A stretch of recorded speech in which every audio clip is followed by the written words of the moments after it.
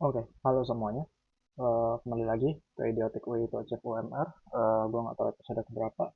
Ini akan jadi episode yang akan lumayan cepat ya, karena ini udah jam setengah 12 malam di hari Selasa. Gue nggak sempat nge-record untuk hari Sabtu kemarin karena masih closingan ya di kantor.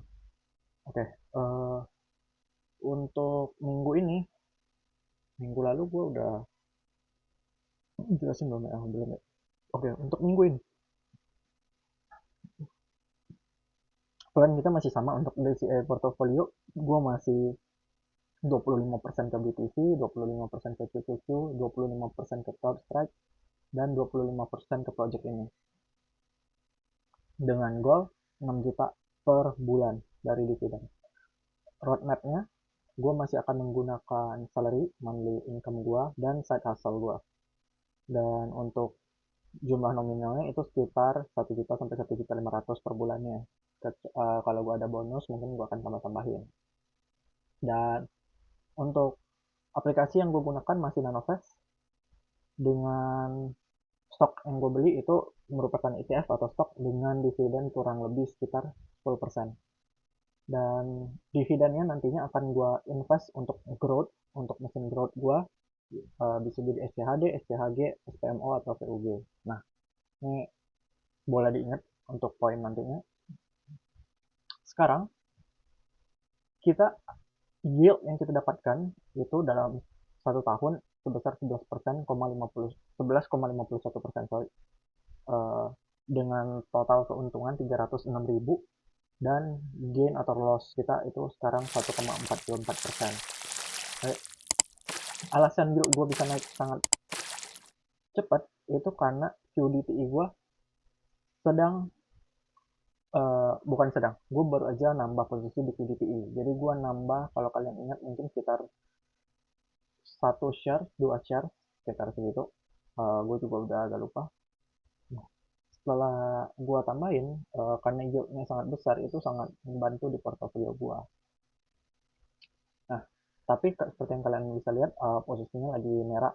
Ada tiga posisi gue merah. Ini NA karena si Google Finance lagi bekerja ya guys. Ini kan hari biasa, kita ngerekodnya di hari biasa. Beberapa rumus akan NA gitu.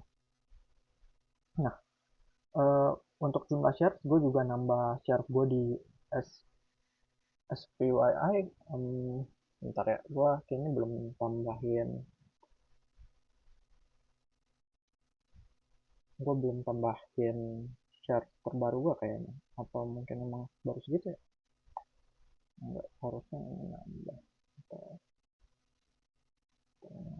SPWI. Nah iya, harusnya ini nambah. Bentar, kita update real time aja ya. Posisi gue lagi minus. Kalau kita lihat di manifestnya 2691. Dengan harga rata-rata gue cuma kurang dikit.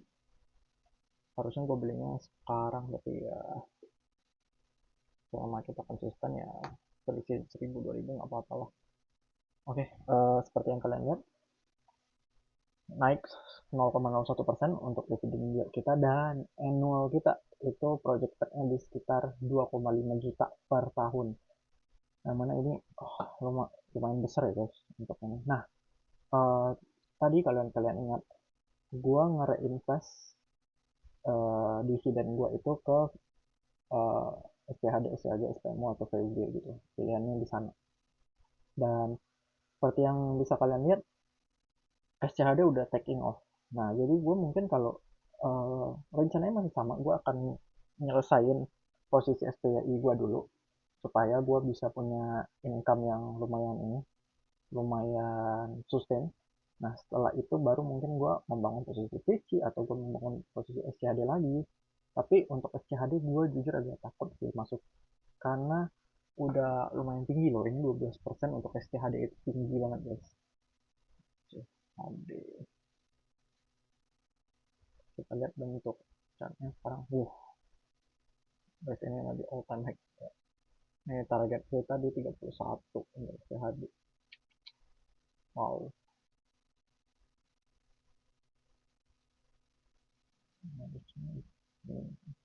Ya, 31, lalu target selanjutnya akan di 36. Nah, mari kita lihat aja, gimana ini lagi banyak banget ini candle hijaunya.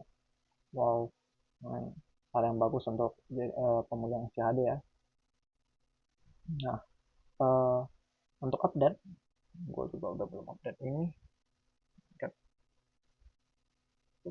Oke, memang banyak yang belum update ya.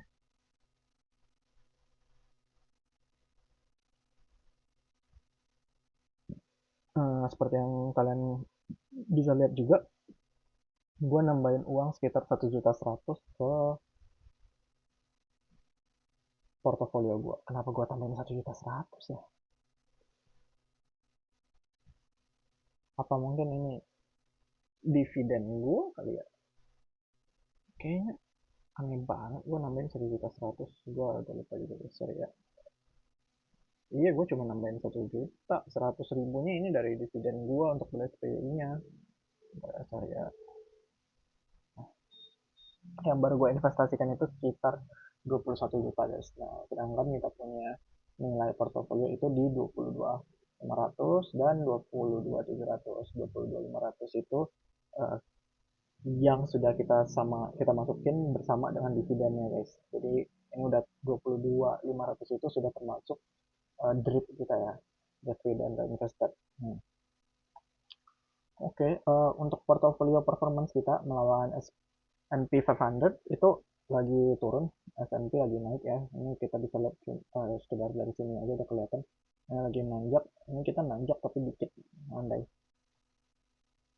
Eh, Pasar modal juga emang lagi ini ya, jatuh semua.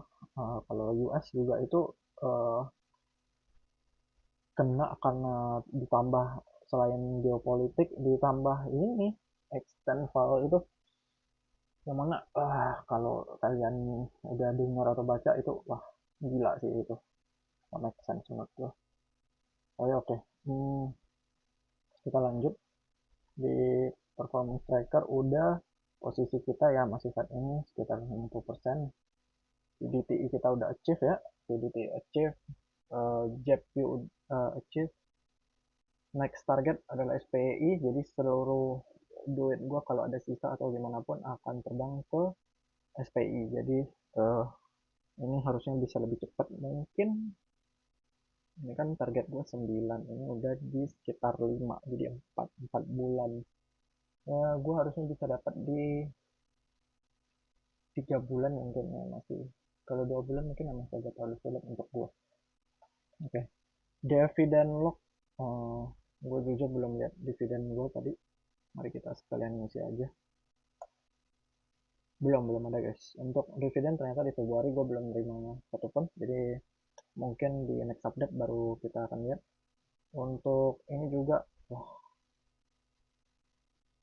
ini nggak enak banget ya kalau ngebuat video di saat ini.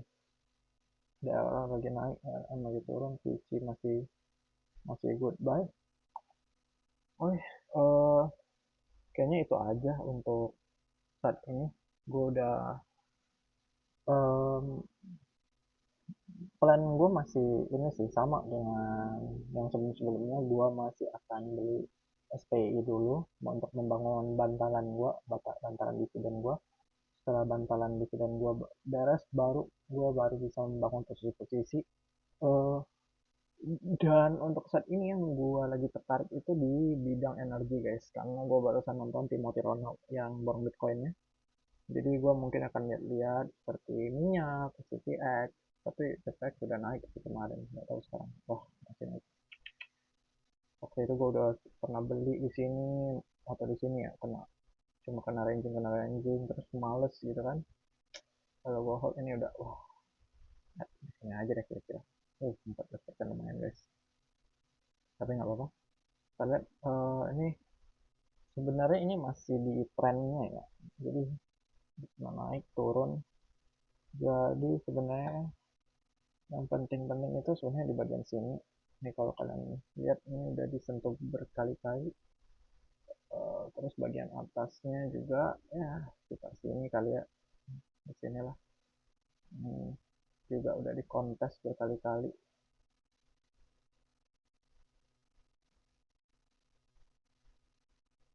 ini. Nah, jadi kalau yang mau beli mungkin untuk menurut gue sih udah nggak worth it. Tapi kalau kalian ada yang menurut kalian worth it, boleh di komen guys. Kenapa menurut kalian ini masih worth it? Karena ini udah terlalu tinggi menurut gue ya. Udah nggak uh, risk to rewardnya udah nggak cantik, udah nggak asimetrik.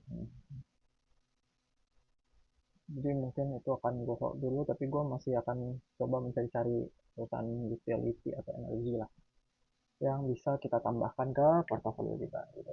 Dan gue juga jujur masih tertarik dengan teknologi meskipun gue udah punya JPQ atau PDPI, tapi untuk stock picking ya, bukan untuk ini ya, ETF ya. Kalau ETF menurut gue dua ini udah cukup banget untuk gue. Ya mungkin untuk saat ini itu dulu. Kalau kalian mau dengar jurnal gue ya, tiap minggu untuk mendapatkan 6 juta per bulan dari dividen, kalian boleh banget di subscribe, like, comment. uh, I think that's all. Thank you.